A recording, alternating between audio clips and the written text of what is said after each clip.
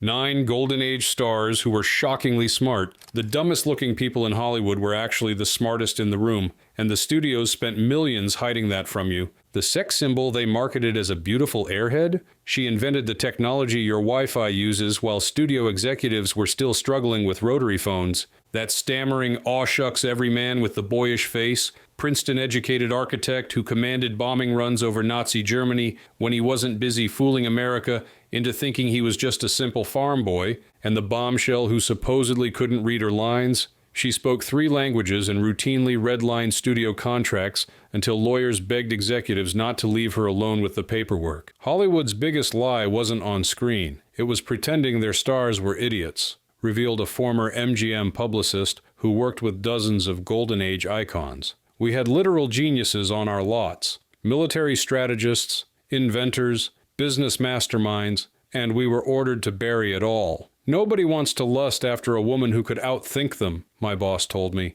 Nobody wants heroes smarter than they are. The truth would have shattered the fantasy and tanked the box office. So the studios created an elaborate fiction, not just hiding these stars' intellects, but actively creating fake, dumb moments to reinforce the lie. We'd plant stories about actresses asking where Europe was or actors who couldn't read their scripts, admitted a former publicity director. Meanwhile, those same dumb blondes were reading physics textbooks in their dressing rooms, and those simple leading men were discussing architecture and military strategy between takes. This wasn't just casual deception. It was industrial-scale fraud that ruined careers, delayed scientific innovation, and robbed brilliant women of recognition that went instead to mediocre men. And nowhere was this cover-up more shocking than with our first star, a woman whose brain changed modern technology while Hollywood was selling her body. Like that, no. But tell me more. I never lived that way. Isn't that what it's all about? No, not to me. I guess in the... Hedy Lamarr, the beautiful idiot who outsmarted the Pentagon. Hedy Lamarr's face launched 1,000 magazine covers. Her body inspired Snow Whites. MGM marketed her as the most beautiful woman in the world, a gorgeous ornament with nothing going on upstairs. What studio executives hid from the public? She was a self-taught inventor who created military technology so revolutionary that when she tried to donate it to the Navy to fight Hitler, they literally laughed her out of the room. The admirals couldn't process that this glamorous actress with the heavy accent was handing them technology their own engineers couldn't develop, said a military historian. They didn't just reject it, they told her to stick to selling war bonds and looking pretty. Imagine telling Einstein to stick to violin because he looked good playing it. Born Hedwig Eva Maria Kiesler in Austria, Lamarr didn't stumble into inventing as a hobby. She had systematically studied engineering principles, often working late into the night on designs while the studio thought she was at parties or resting her pretty little head. Her home looked like a mad scientist's lab, revealed a friend who visited in the 1940s. Drafting tables instead of vanities, technical journals instead of fashion magazines. If Louis B. Mayer had seen how she actually spent her time, he'd have had a stroke right there on her doorstep. The problem Lamarr tackled wasn't just any technical challenge, it was one of the war's most critical issues. German forces could easily detect and jam signals to radio-controlled torpedoes, rendering them useless. With composer George Antheil, she invented frequency hopping, where the signal would jump across 88 different frequencies, making it impossible for enemies to jam the complete signal. It was decades ahead of its time. The concept was so advanced that engineers couldn't fully implement it with 1940s technology, explained a communications specialist. She basically invented modern, secure wireless communications before computers existed to take full advantage of it. The patent, filed under her married name Hedy Kiesler Markey, gathered dust until the 1960s. By the 1990s, when engineers finally recognized that Lamarr's frequency hopping concept had become the foundation for Wi-Fi, Bluetooth, GPS, and military communications, she was an elderly recluse, bitter about how Hollywood had wasted her mind on pretty girl parts. The most devastating fact, in 1942 alone, the year after the Navy rejected Lamarr's invention, Allied forces lost 34 merchant ships specifically due to torpedo guidance failures of the exact kind her technology was designed to prevent. Over 1,000 sailors and merchant marines died because military brass couldn't believe a beautiful actress could solve their engineering problem. She wasn't just ahead of her time, She was punished for it, noted a naval historian. The military would rather lose ships than admit a Hollywood beauty queen had outsmarted their entire engineering department. When the Electronic Frontier Foundation finally honored her in 1997, just 3 years before her death, she didn't even attend in person. She was 83, nearly blind, and had given up expecting recognition. She accepted by saying simply, "It's about time." Every time you use your phone's Bluetooth or connect to Wi-Fi, said a technology historian, you're using technology that exists because a Hollywood sex symbol was secretly a genius, despite every effort by men to make sure you'd never know it. He ran away and joined the circus when he was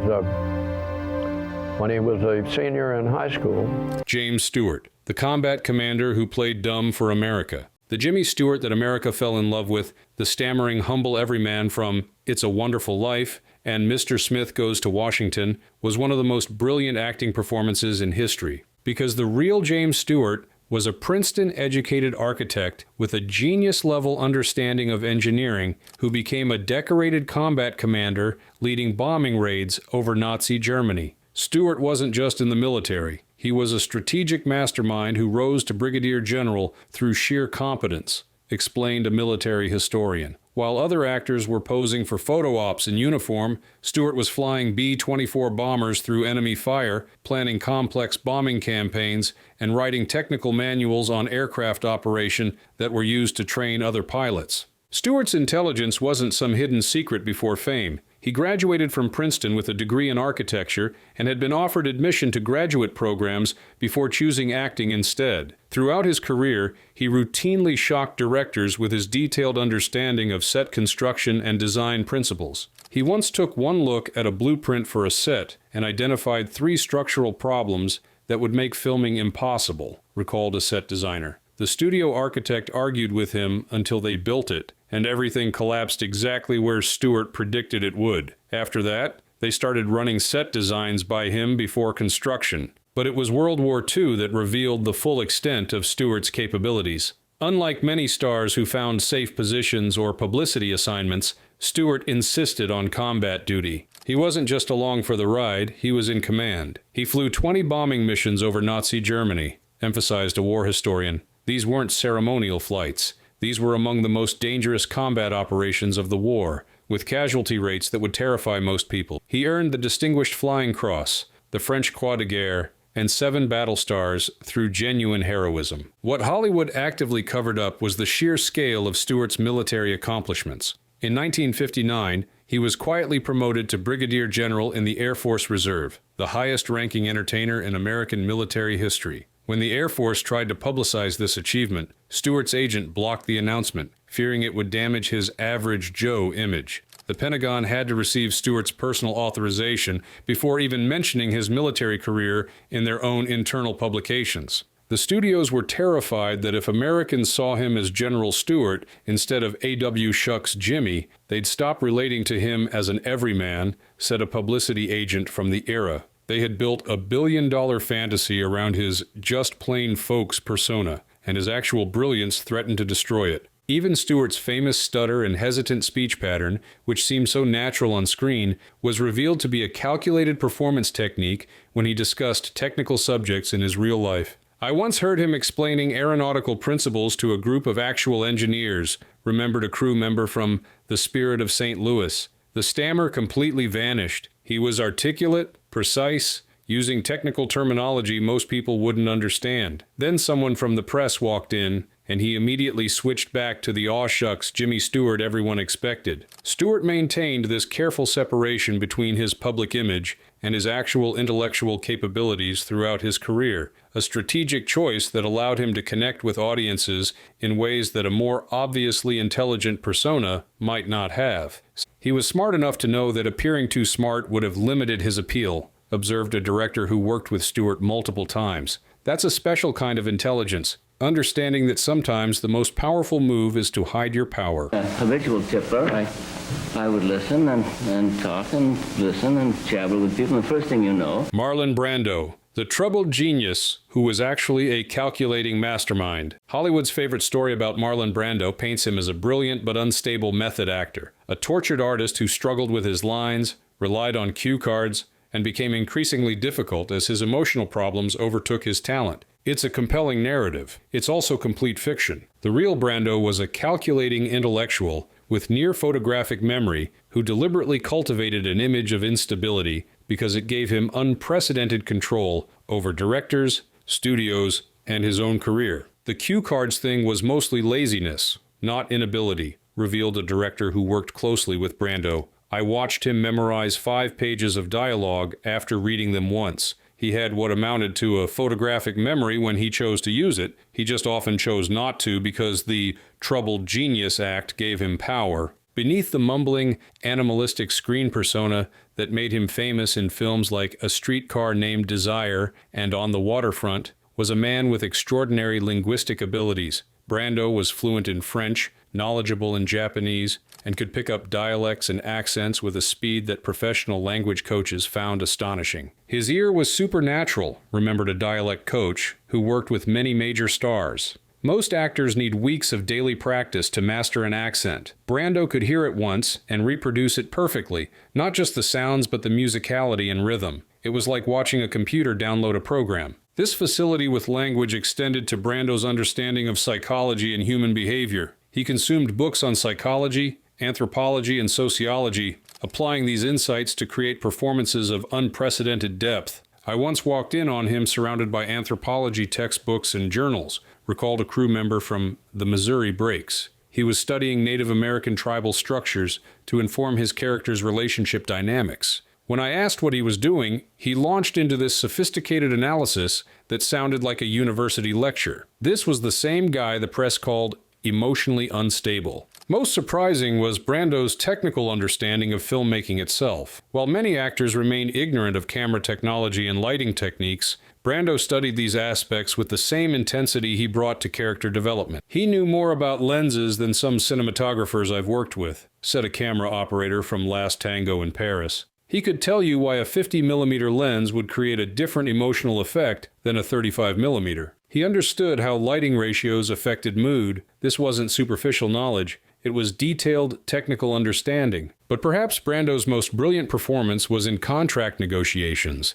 where he consistently outmaneuvered studio executives to secure unprecedented deals. His arrangement for Superman, $3.7 million plus 11.75% of gross profits for less than 2 weeks of work, demonstrated a business acumen that shocked Hollywood and changed how top stars were compensated. Brando's most devious negotiation trick was exposed in 1976 when a studio executive accidentally left documents behind at a restaurant. They revealed Brando's method bargaining technique. Before major contract meetings, he would secretly research the financial details of competing studios, the personal financial problems of specific executives, and the exact budget constraints of the project. Then he would appear to negotiate irrationally, making wild demands and sudden concessions, while actually maneuvering executives precisely toward the maximum possible figure. One document specifically warned, never negotiate with Brando directly. His apparent emotional instability is an act designed to extract maximum financial concessions.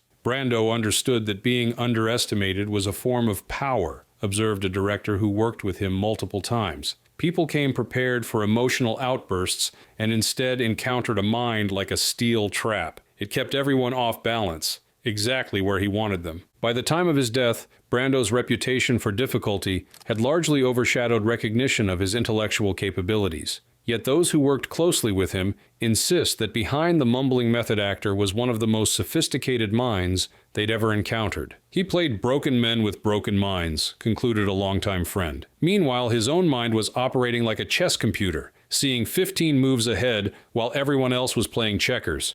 I'm not going to sleep in the same room with her.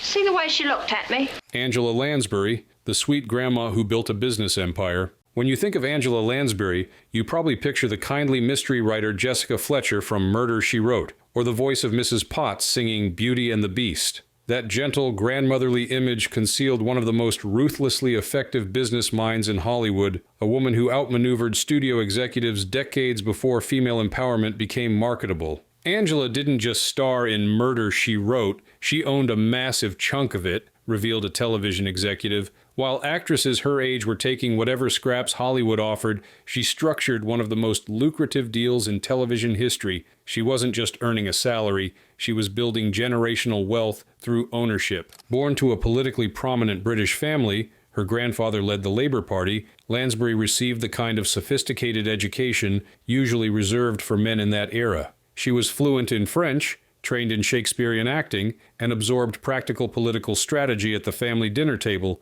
before her family fled to America during World War II. This background gave her weapons few actresses possessed when navigating the sharky waters of Hollywood contracts. While her contemporaries focused on per-episode salaries, Lansbury understood the long-term value of ownership stakes and creative control. For Murder, She Wrote, Angela didn't just negotiate a good salary, she became an executive producer with profit participation, explained an entertainment attorney familiar with television deals of that era. This was the 1980s when networks were still telling women they should be grateful just to be on camera after 40. Meanwhile, she was quietly building an ownership position that would generate millions long after the show ended. The financial results were staggering. While CBS initially thought they were being generous offering Lansbury $50,000 per episode, compared to the typical $35,000 for female leads her age, her ownership stake and international rights deal ultimately generated an estimated $72 million over her lifetime. A 1996 network memo accidentally shared with her agent complained, "The Jessica Fletcher character generates more revenue than Mickey Mouse per hour of content, and we don't control the rights."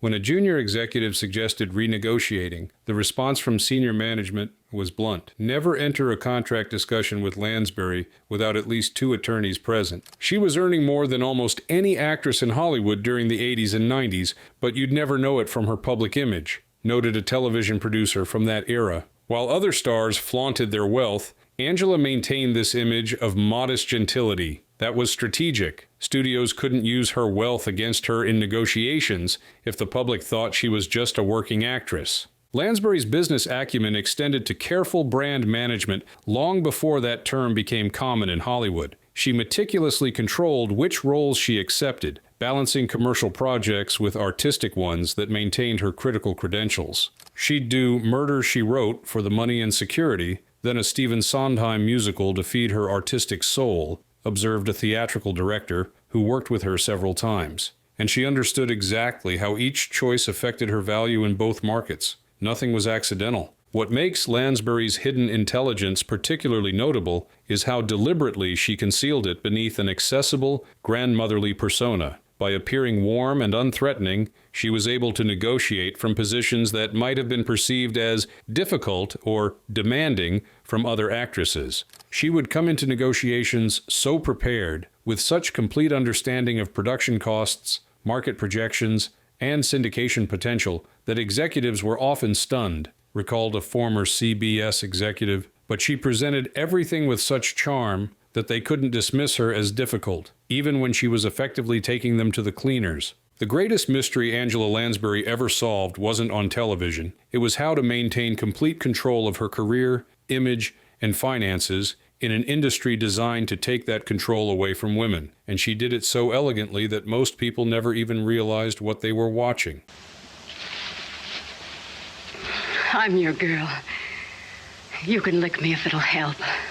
Claudette Colbert, the woman who weaponized vanity. When Claudette Colbert demanded to be filmed only from her left side, Hollywood rolled its eyes at another difficult actress with petty concerns. They had no idea they were being played by a strategic mastermind who had found the perfect way to seize control of entire productions. Claudette's left side only demand wasn't about vanity. It was about power, explained a film historian specializing in women in early Hollywood. By creating this seemingly superficial requirement, she gained unprecedented control over lighting, camera placement, and set design. Directors couldn't just shoot however they wanted. They had to accommodate her quirk. And while they were focused on that, she was quietly accumulating control over everything from script revisions to shooting schedules. Born in France as Lily Claudette Chauchouin, Colbert was fluent in French, English, and later German, linguistic abilities that gave her significant advantages as Hollywood transitioned from silent films to talkies. While many actors struggled with dialogue, Colbert's sophisticated understanding of language allowed her to excel. This linguistic intelligence extended to contract negotiations,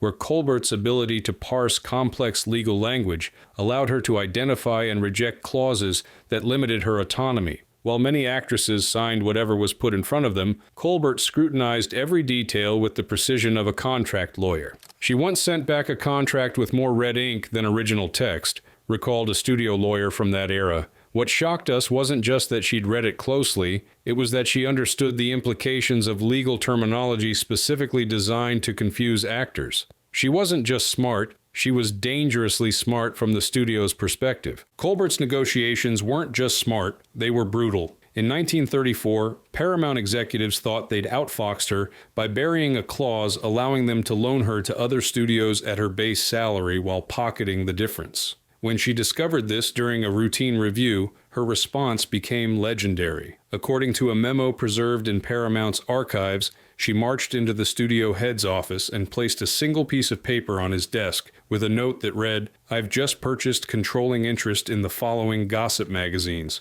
I wonder how your wife would feel about the stories I could share about your Thursday afternoon visits to Burbank. Either tear up this contract by 5 p.m. or I tear up your marriage. Your choice." She walked out with a new contract and a 45% pay increase. Colbert's approach to her career revealed an understanding of industry economics that most actors never developed. She recognized early on that scarcity increased value, deliberately limiting the number of films she made each year and rejecting the standard studio practice of working actors to exhaustion. She negotiated a contract that specified she would work only from 9 a.m. to 5 p.m., 5 days a week, when most actors were doing 14-hour days, 6 days a week, said an entertainment historian. Studios initially balked, but she held firm. She knew her worth and understood something fundamental about economic leverage that most actors never grasped. The only photograph me from the left side demand was brilliant misdirection, the kind of flourish a magician uses to draw your attention while the real trick happens elsewhere. Executives focused on this supposedly frivolous concern while she quietly negotiated creative control, profit participation, and working conditions that no other actress had. By the time they realized what had happened, the contracts were signed. She used the vain actress stereotype against them, observed a cinematographer who worked on several Colbert films. They were so busy rolling their eyes at her silly demand that they didn't notice she was rewriting all the rules of how actresses were treated and compensated. It was strategic genius disguised as female vanity. By the end of her career, Colbert had maintained complete control of her image, her finances, and her creative choices, a level of autonomy that few actresses of any era have achieved. What appeared to many as luck or good fortune was actually the result of extraordinary intelligence applied consistently over decades. Claudette didn't wait for Hollywood to give her power, concluded a biographer who extensively studied her career. She created systems and strategies that gave her power in an industry designed to keep it from women, and she did it while making them think she was just worried about looking pretty on camera. No, I shouldn't do that if I were you, Colonel Cavanaugh. I must congratulate you, Mr. Holmes. You're far more clever than I thought. Basil Rathbone, the actor who actually was Sherlock Holmes. When Basil Rathbone played Sherlock Holmes in 14 films between 1939 and 1946, audiences assumed he was simply a talented actor bringing Arthur Conan Doyle's detective to life. What they didn't know was that Rathbone possessed intellectual capabilities that rivaled those of the fictional detective himself. Basil wasn't playing Sherlock Holmes. He was Sherlock Holmes with better social skills, declared a co-star who worked with Rathbone on several films. His powers of observation, his memory, his analytical abilities, they weren't acting. That was actually Basil. Born to British parents in South Africa and educated in England, Rathbone was fluent in multiple languages, including English, French, and German, with working knowledge of Italian and Spanish. This linguistic facility made him invaluable during World War I, where he served in military intelligence and received the Military Cross for bravery. He would go on night reconnaissance missions into no man's land, gathering intelligence on German positions, explained a military historian. His ability to speak German fluently, combined with his powers of observation, made him essentially a real-life spy. He could move through enemy territory, gather critical information, and return with details that saved countless lives. This wartime experience gave Rathbone a depth of understanding about human behavior under pressure that informed his performances. But it was his extraordinary memory that most impressed colleagues in Hollywood. Basil could memorize an entire Shakespeare play overnight, remembered a theatrical director who worked with Rathbone in the 1930s. Not just his own lines, everyone's lines, stage directions, everything. I once watched him fill in for an actor who fell ill, taking over the role with just hours of preparation. He didn't just know the lines, he had developed a complete character interpretation in that time. This memory extended beyond performance to a near encyclopedic knowledge of history, literature, and science. Directors noted that Rathbone would often identify historical inaccuracies in scripts or suggest more period-appropriate dialogue, all without reference materials. He once corrected an entire scene set in the 16th century France because the political alliances described were from the wrong decade, recalled a screenwriter who worked on a historical drama starring Rathbone. When we checked historical records, he was right. He hadn't just memorized dates, he understood the complex relationships between events. Perhaps most impressive were Rathbone's physical and mental capabilities that made him one of Hollywood's greatest swordsmen. His famous dueling scenes in films like The Adventures of Robin Hood and The Court Jester weren't just choreographed, they demonstrated a genuine mastery of fencing that began in his youth and continued throughout his life. What remained hidden until decades after his death was Rathbone's extraordinary military record. In 1918, wearing a specialized camouflage suit he designed himself, Rathbone led a daylight reconnaissance mission deep behind German lines. When discovered, he engaged and neutralized 3 enemy soldiers in silence using only his officer's sword, a feat so extraordinary that his commanding officer initially refused to include it in reports, believing it would damage the credibility of their intelligence. The incident was finally declassified in 1978, revealing that the mission provided critical intelligence that helped break the Hindenburg Line and contributed to ending the war. The producers cast him as Holmes because they needed someone who could credibly portray exceptional intelligence, said a film historian. What they got was someone who actually possessed that intelligence. When you watch those films now, you're not seeing an actor's interpretation of genius, you're seeing the real thing. Your intolerance infuriates me. I should think that of all people, a writer would need tolerance. Katharine Hepburn, the Bryn Mawr rebel who outplayed everyone. When RKO labeled Katharine Hepburn box office poison in 1938, they thought they were ending a troublesome actress's career. Instead, they just handed a chess master her opening move. Kate didn't just survive in Hollywood, she conquered it on her own terms, emphasized a film historian, and she did it through pure intellectual force, outthinking, outmaneuvering, and outlasting everyone who tried to control or dismiss her. Born to wealthy, progressive parents who encouraged education and independent thinking, Hepburn received the kind of intellectual foundation rarely available to women of her era. Her degree from Bryn Mawr College, one of America's most rigorous women's institutions, provided her with both academic knowledge and the confidence to deploy it in male-dominated environments. She approached Hollywood like an anthropologist studying a foreign culture, observed a director who worked with Hepburn multiple times. She analyzed how the system worked,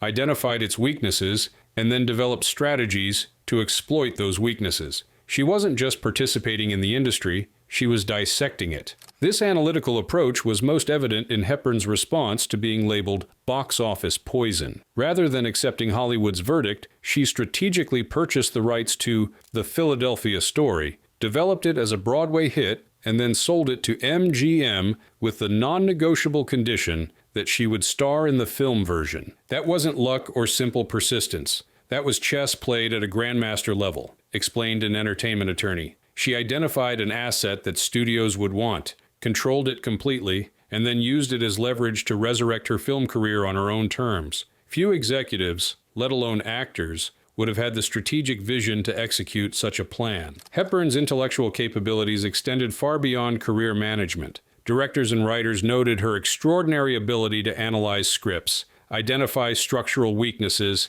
and suggest improvements that strengthened entire projects. She didn't just look at her own role, she understood how every character and scene contributed to the whole, recalled a screenwriter who worked with Hepburn in the 1950s. She could identify a plot hole or character inconsistency that writers who had been working on the script for months had missed, and she was usually right. Perhaps most impressive was Hepburn's ability to maintain both artistic integrity and financial independence during the McCarthy era, when many performers found themselves forced to compromise their principles or lose their livelihoods. Hepburn's refusal to be intimidated was captured in a now legendary 1951 confrontation with a studio executive who warned her that refusing to sign a loyalty oath could end her career. According to witnesses, she fixed him with her famously intense stare and said, "I'm not afraid of your politics, I'm not afraid of your studio, and I'm certainly not afraid of you. Listen very carefully. I don't need to work, but you need me to work for you. I own my house outright. I have investments that would sustain 3 women for their lifetimes. I can disappear tomorrow and live beautifully for the rest of my life. Can you say the same? Now, would you like to discuss actual business? Or shall I pack up and take my economic independence elsewhere?" While others were signing loyalty oaths or naming names, Kate was quietly ensuring her financial security through careful investment and living below her means, noted a financial advisor who worked with several Hollywood stars of that era. She understood that economic independence was the foundation of artistic and political freedom. She was never vulnerable to pressure because she never needed anyone's permission to survive. By the end of her unprecedented 60-year career, Hepburn had accumulated 4 Academy Awards and a level of autonomy that few performers of any gender have ever achieved. What appeared to many as simple strength of personality was actually the result of extraordinary intelligence applied consistently across decades. They called her difficult because she was smarter than most of the men she dealt with, concluded a biographer who extensively researched Hepburn's life. The tragedy is that Hollywood forced her to use so much of that brilliance just fighting for the basic respect and control that should have been hers by right. Nonsense. Why, how you are blossoming. Peter Ustinov, the man who made Mensa look lazy. If Peter Ustinov had never appeared in a single film, he would still have been considered one of the most intellectually accomplished figures of his generation. That he also won 2 Academy Awards seems almost incidental to a mind that operated comfortably across an astonishing range of disciplines. Peter wasn't really an actor who did other things, observed a colleague who worked with him in multiple capacities. He was an intellectual who sometimes acted, along with writing novels, directing operas, composing music, crafting sculptures, and speaking 6 languages fluently. Acting was just one manifestation of a mind that couldn't be contained by any single discipline. Born in London to a Russian father and a French-Russian mother whose family included both Ethiopian nobility and Russian aristocracy, Ustinov grew up in a multilingual household where intellectual achievement was considered the baseline expectation. By the time he was a teenager, he was already fluent in English, French, German, Italian, Russian, and Spanish,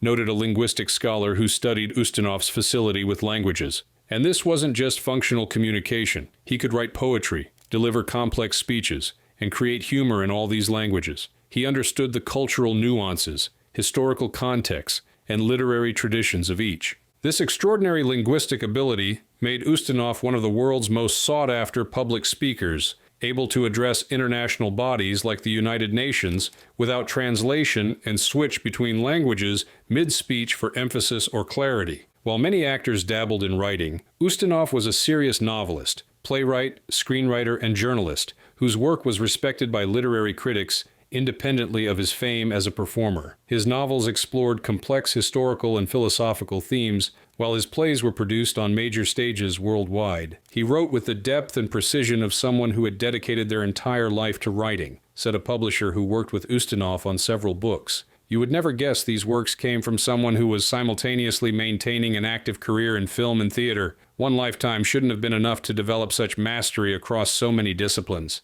Ustinov's intellectual breadth extended to music, where he composed scores, librettos, and even conducted major orchestras. His understanding of musical theory and history allowed him to discuss composition with leading musicians in technical terms that reflected deep knowledge rather than casual interest. He could analyze a Bach cantata in the morning, discuss Renaissance painting techniques in the afternoon, and then spend the evening debating modern political theory, remembered a friend who knew Ustinov for decades. And he brought the same level of expertise to each subject. It wasn't dilettantism. It was genuine mastery across an impossible range of fields. What made Ustinov's intellect particularly remarkable was how he deployed it without pretension or condescension. Unlike some intellectuals who use knowledge to establish superiority, Ustinov used his to connect with people across cultural and educational divides. Most actors who win Academy Awards focus intensely on perfecting their craft, observed a film critic who knew Ustinov personally.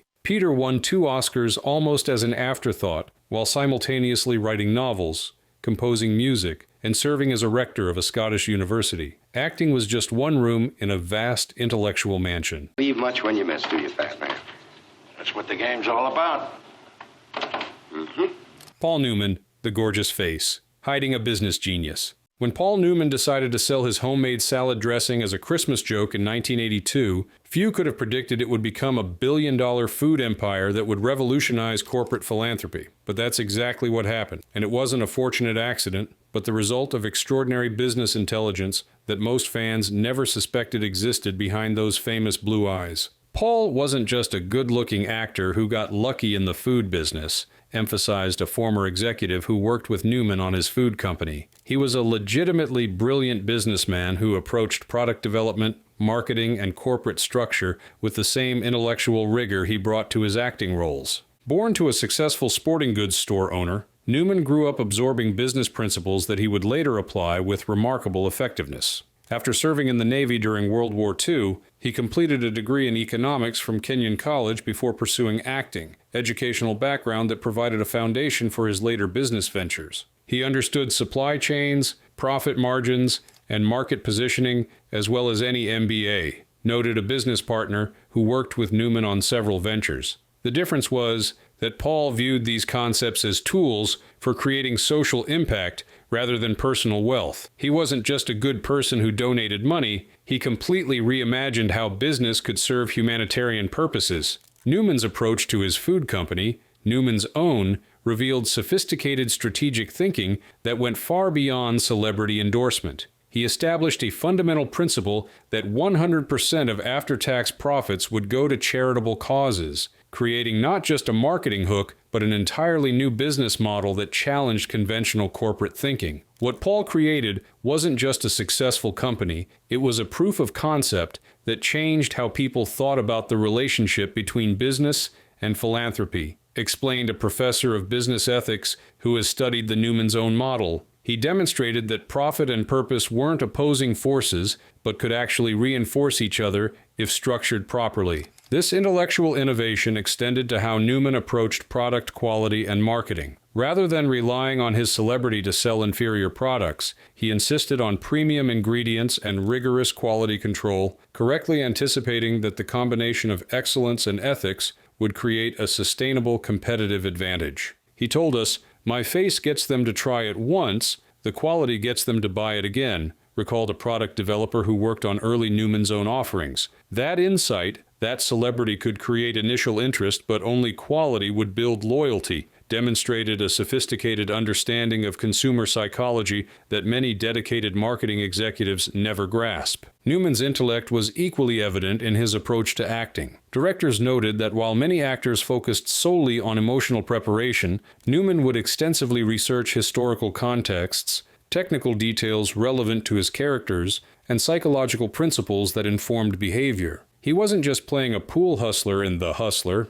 He made himself into a legitimate pool player who could execute difficult shots without camera tricks, said a director who worked with Newman in the 1960s. For winning, he became a genuinely skilled race car driver, eventually competing professionally at Le Mans. That wasn't vanity. It was intellectual commitment to authentic representation. By the end of his life, Newman had created a food empire that had donated hundreds of millions of dollars to charitable causes, established a network of camps for seriously ill children, and pioneered a business model that continues to influence corporate philanthropy worldwide. What appeared to many as simple generosity was actually the result of sophisticated strategic thinking about how to restructure the relationship between commerce and social responsibility. Paul wasn't just a good-hearted actor who gave away money, concluded a business partner who worked closely with Newman for decades. He was an innovative strategic thinker who created systems that generated both economic and social value simultaneously. The fact that he did all this while maintaining a successful acting career